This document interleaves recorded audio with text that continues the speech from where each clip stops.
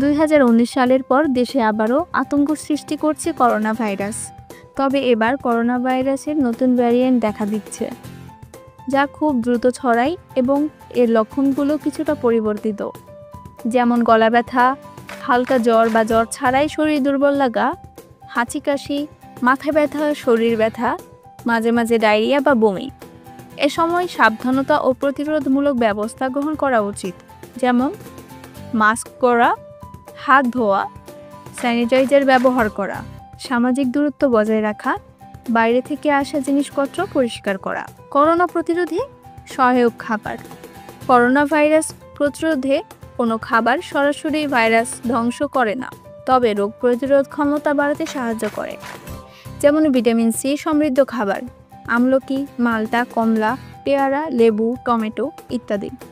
Vitamin D, যেমন ডিমের কুসুম, মাছ, দুধ। জিঙ্ক সমৃদ্ধ খাবার, চীনাবাদাম, কাজু, আখরোট, কুমড়ার বীজ, ডাল ও শাকসবজি।